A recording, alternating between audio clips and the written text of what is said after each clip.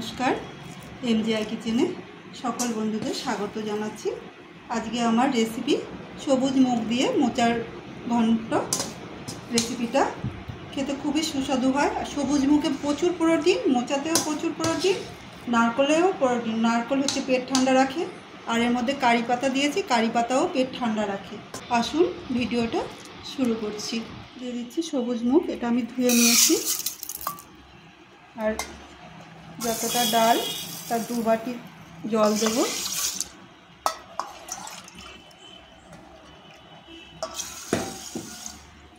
আর দিয়ে দিচ্ছি হাফ চামচ মতো লবণ। এটা আমি গ্যাসে বসিয়ে 2টো সিটি দিয়ে সেদ্ধ করে নেব। এই মোচা ভেতরে যে একটা কাঠি মতো অংশ থাকে আর এখানে একটা কেমন অংশ থাকে সেটা ছাড়িয়ে নিয়েছি। আর এটা আমি ছাড়াইনি, এখান থেকে আমি পুরোটাই এবার কেটে নেব। মোচা এরকম করে ভাগ ভাগ করে কেটে নিয়েছি। এবার এই পাশে এরকম করে ভাগ ভাগ করে কেটে নেব।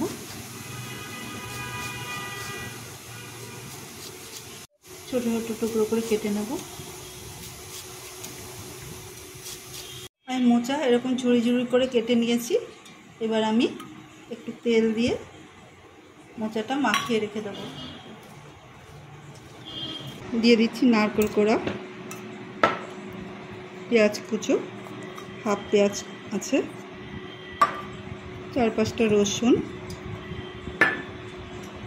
দিয়ে দিচ্ছি 1 চামচ মতো জিরে, দিয়ে দিচ্ছি হাফ চামচ হলুদ গুঁড়ো আর 3-4টে কাঁচা লঙ্কা। এগুলো আমি ব্লেন্ড করে নেব। দিয়ে দিচ্ছি তেল, দিয়ে দিচ্ছি সর্ষে, দিয়ে দিচ্ছি উড়দ ডাল, দিয়ে দিচ্ছি শুকনো লঙ্কা,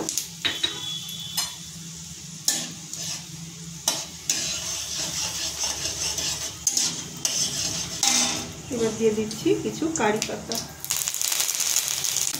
সব ভাজা হয়ে গেছে। এবার আমি দিয়ে দিচ্ছি পেঁয়াজ কুচি, বড় বড় 2টো পেঁয়াজ আছে। এটা আমি ভালো করে নরম হওয়া অবধি নাড়াচাড়া করব। পেঁয়াজ নরম হয়ে গেছে। এরপর আমি ব্লেন্ড করা মশলাটা দিয়ে দিলাম। এটাও আমি পেঁয়াজের সাথে মিশিয়ে নেব। পেঁয়াজের সাথে মশলা ভাজা ভাজা করার পর আমি এবার দিয়ে দিচ্ছি মোচা। এটা আমি ভালো করে মশলার সাথে মিশিয়ে নেব।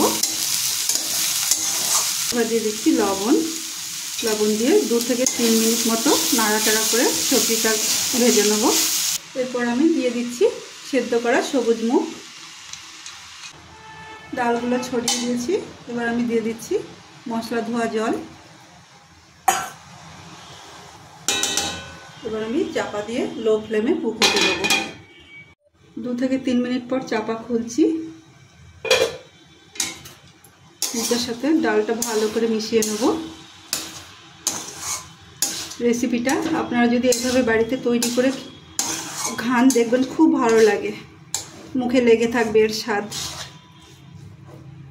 আমি মিশিয়ে নিয়েছি। মিশিয়ে নিয়ে আমি আবার চাপা দিয়ে কুক হতে দেবো। শেষে দিয়ে দিচ্ছি একটু চিনি।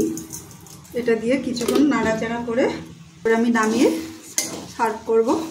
মুগ ডাল দিয়ে মোচার রেসিপি আজকের তৈরি করা হয়েছে। যদি রেসিপিটা আপনাদের ভালো লেগে থাকে সাবস্ক্রাইব করে আমার পাশে থাকবেন আর ছোট্ট একটু কমেন্ট করে জানাবেন রেসিপিটা কেমন হয়েছে।